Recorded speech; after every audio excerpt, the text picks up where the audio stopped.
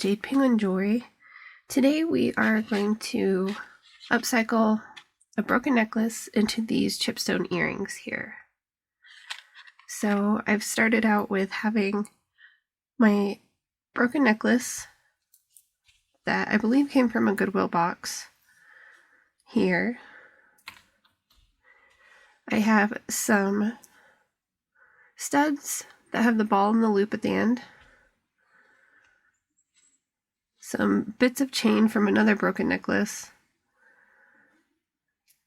About 6 or so inches. We'll be cutting this down. And I have my Malachite chip beads and some Howlite chips. I also have jump rings of 2 different sizes and my pliers. 2 needle nose pliers and my 1-step looper tool. And my jump ring. So first we need to get 2 of these off.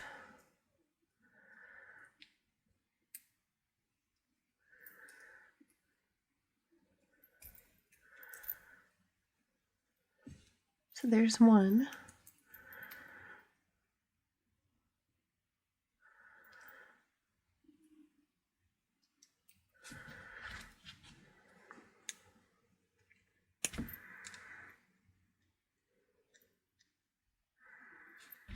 And there's the second one.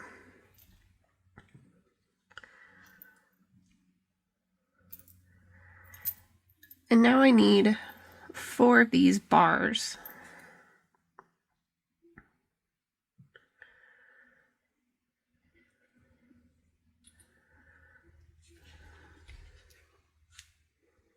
So when opening jump rings, you want to twist them and not pull them apart. It's easier to get that complete circle back when you twist them back together.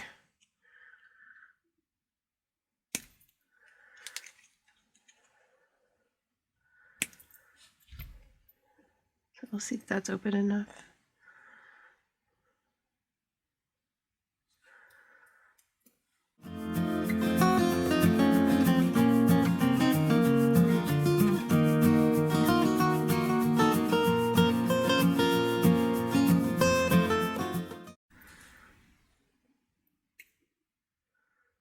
I believe that jump ring's really tight. There it goes. 1, 2, 3, 4, and all the spare jump rings from it. So we can set this broken necklace aside.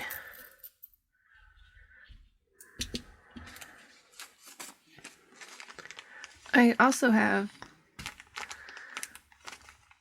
these head pins, an eye pin mix. So we just need 2 of them. They're about 2 inches long.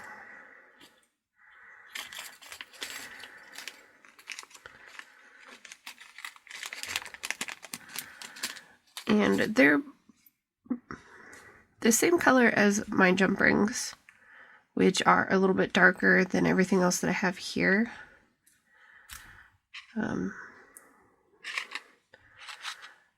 These are a little bit darker than just the straight bright gold that a lot of the other stuff has, like the chain that I found in the earring studs. So I went with the darker brass color to kind of draw that color down. You don't have to use the dark brass. If you have gold, use gold. I'm just kidding, I need 4 of those.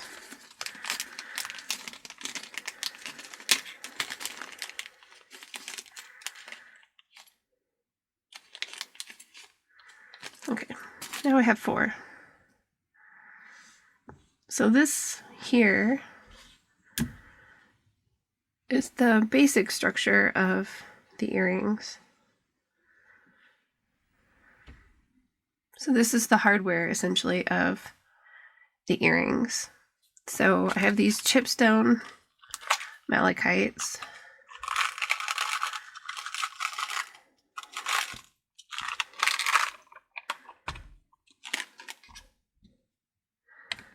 as well as these hematites. They're slightly larger, so I used a few of them because they're a little bit wider. We're going to start by finding an even amount of these malachite chips. And even, it could be 4 or 3. I went with an even height here. So this side has 3, this side has 4, but they stack right, or level.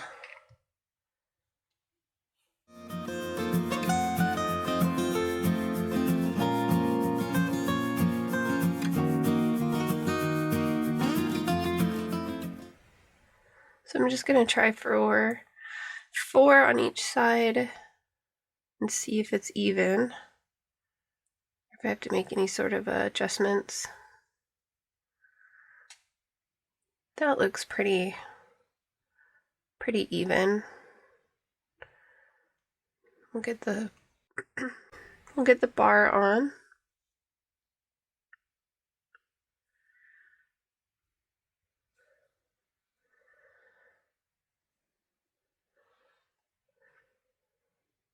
And then we can go with some of the Howlite chips. I think those ones are too big.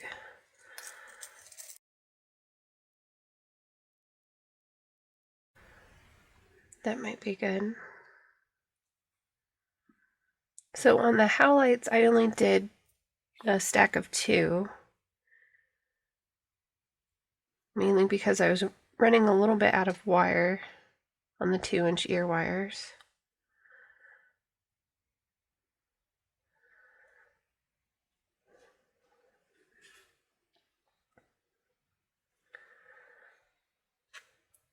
The Howlite that I have is a little bit more irregular, so it's harder to find even pieces. So that's not too bad. I'm going to put this bar on and see what it looks like.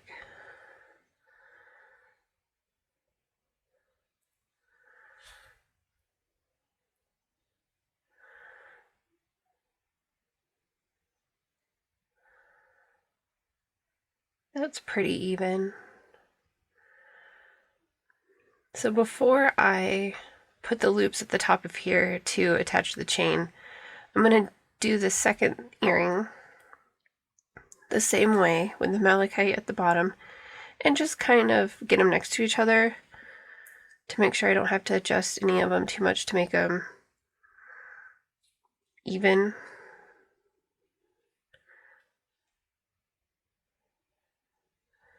I know that there's a whole face in between when you're wearing them, so if they're slightly off, it's not going to be that big of a deal. But when they're side by side on the card and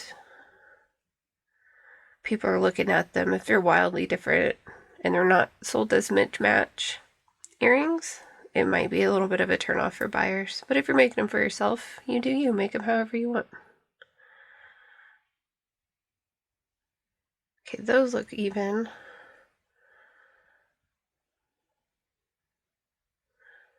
Yeah, I think the 4 and 2 is working pretty well.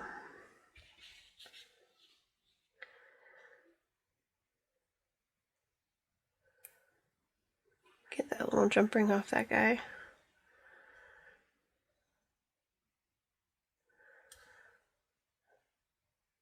Add the bar.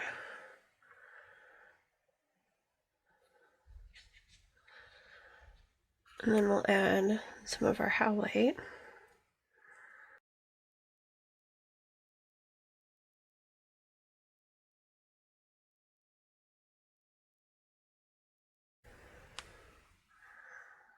That looks good.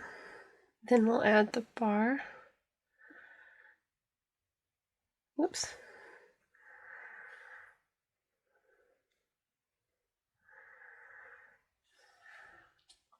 Definitely the hardest part on these earrings is maintaining the 2 eye loops wires at the same time without them moving or shifting too much. So now I'm going to put the chips away.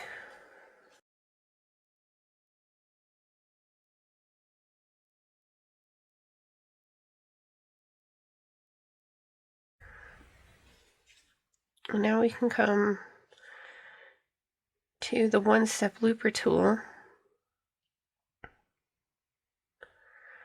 So when I do the tool, I want to keep the eyelets going this way because that's the way I want it to hook onto this banner piece down here at the bottom.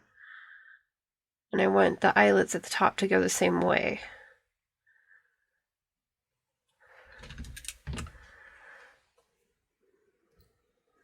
So to make it a little bit easier, I'm going to turn it and use the one-step tool here.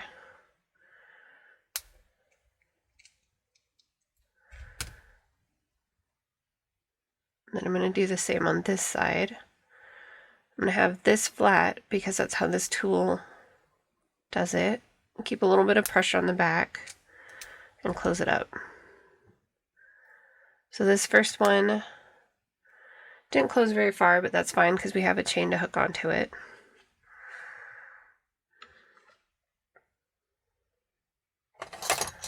But if I wanted to fix that, I would just grab a pair of my round needle nose and just kind of work it down to where the eyelet closes again.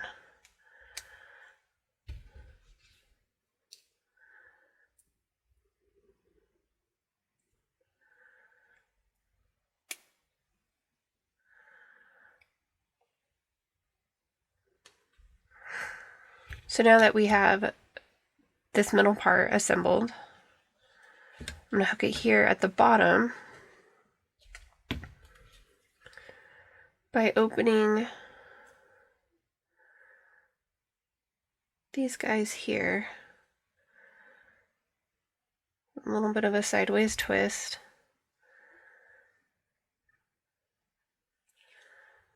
And hook this banner piece on. Okay, it needs to open a little bit more.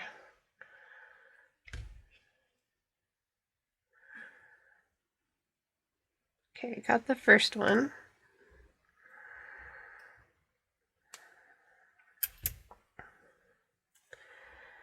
Now I'm going to try to get the second one.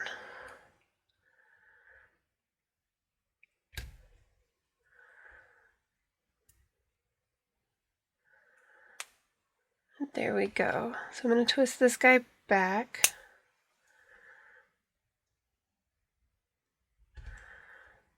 Alright, our banner is on.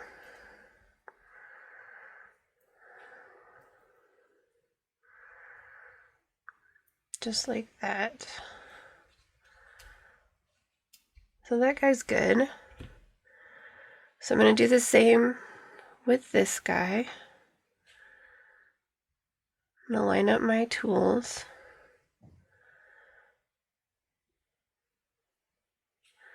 This is probably the trickiest, is making sure everything lines up right.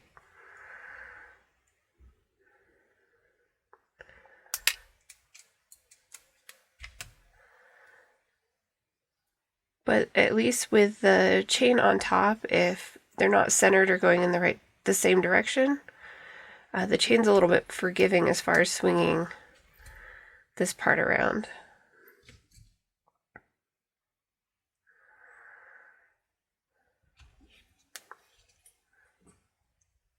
I did not have the best follow through on that one step right there.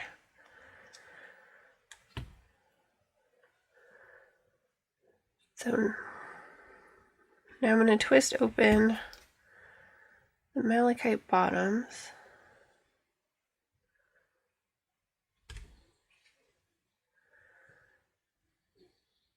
Try to add a little banner piece.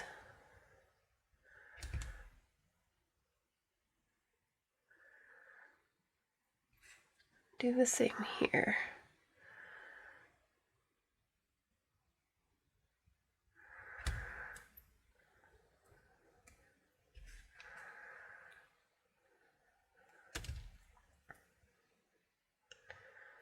Alright, so now we have it, both of them.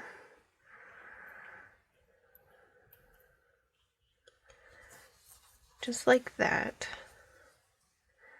So the next little bit is to trim down some of this chain.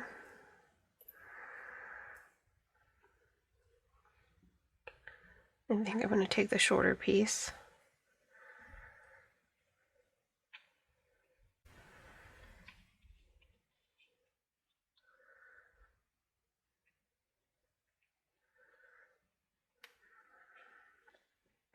And this piece is about 3 inches. So I'm going to cut it right in half and have the length of chain as 1.5 inches.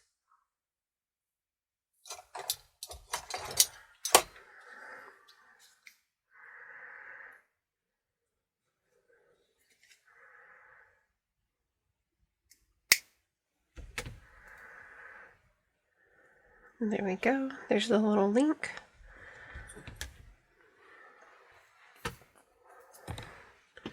If you hear snoring, Winston's in the room with me, having a good old time.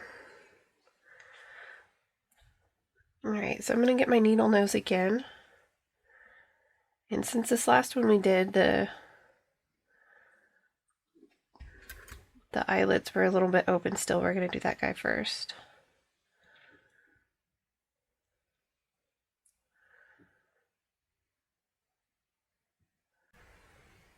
So I'm just going to try to hook the end of this chain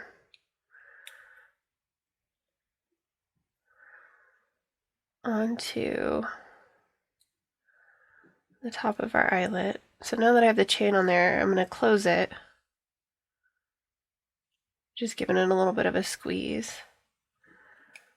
Again, if you have broken jewelry, I've said this in previous videos, usually it's the jump rings and where the metals connect on eyelets and things like that is usually what ends up breaking.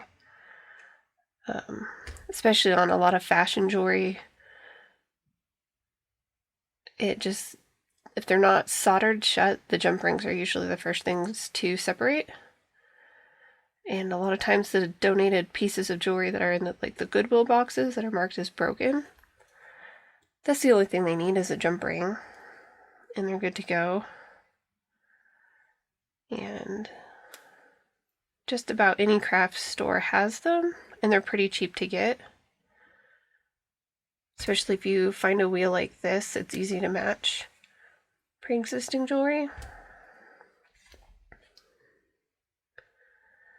I'm having a heck of a time getting this last end of the chain on here.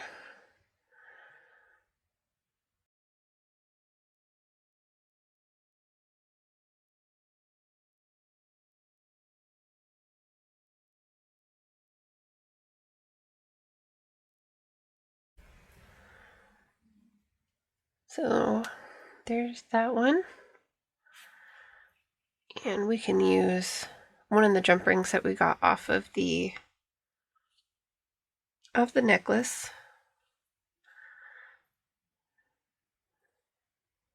I'll hang it upside down to find the middle the best I can. Oh, that jump ring's too big. So it's too thick to go into the chain links. So I'm going to use some thinner ones out of my kit.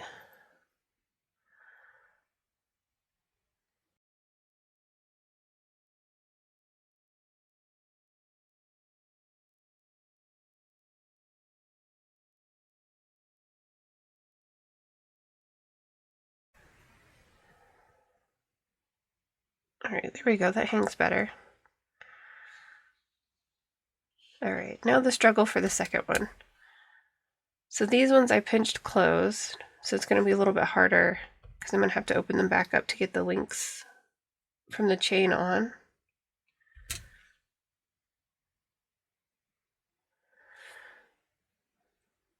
Try to do this where you guys can see it as well. I got a fuzzy right there.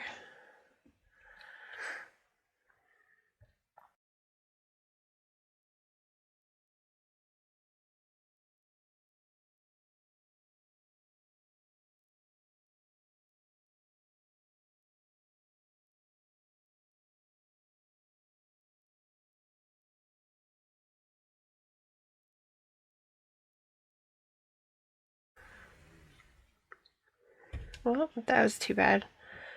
After all that, we had a chipstone break.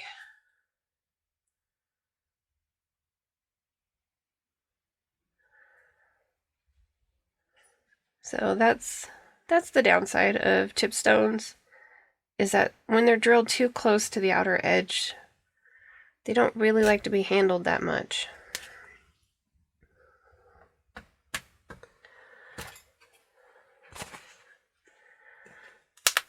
And then we have our little bit of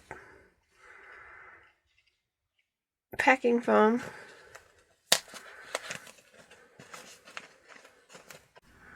And there we go. Oh, I did this guy backwards.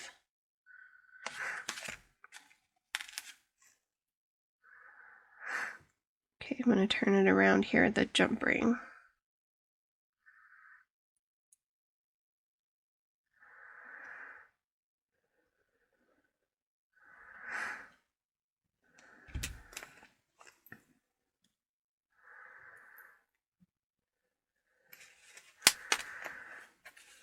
Alright, and there we go. There is our Malachite and Howlite Chip stone earrings. If you didn't have a banner necklace like this to take apart, I think another way that would look cute was with the bar beads. These segments are easier to get off of broken jewelry. I think it's more common than these here. Is if you made some chain tassel at the end, that would look really cute too. And the easiest way to do that is with a bit of broken chain, and however long this is, let's say 4.5 inches. If you get a decent sized jump ring, and you can open it up like this and count every 10 or every however many you think the length looks good, and kind of loop it through, just gather it up. Oh, see, this one still has some broken stuff on the end of it.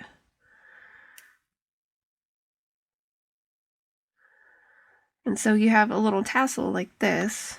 You can add it to the end of this if you had a cap bead, and if not, just anything, enough stones you could have around to cover up the jump ring, or you can leave the jump ring bare. It's totally up to you. But if you wanted a cap, let's see, you have some caps and cones.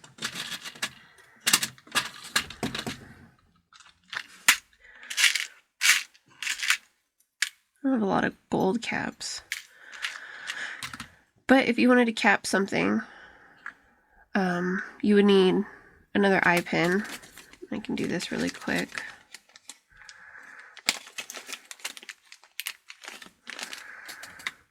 Probably a gold one, since that's what we're playing with, but right now this is what I have out. So you just open it, get your jump ring, close it, and then slide your cap right over it. So then if you wanted to, let's see, let's just go ahead and follow this through for a little bit. I won't finish off the end of it, just because I'd really do it with gold versus this antique brass kind of color.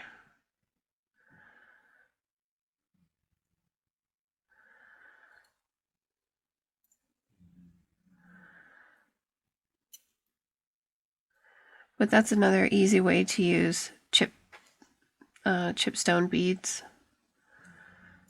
just like that. And then if you make the loop, you can just add an ear wire of any sorts to it. Not too long, a couple steps on here on how to get these together. And you can adjust the length of the chain if you wanted to do like a 1-inch chain, which I believe these might be 1 inch, instead of the 1.5 inch, to shorten them up.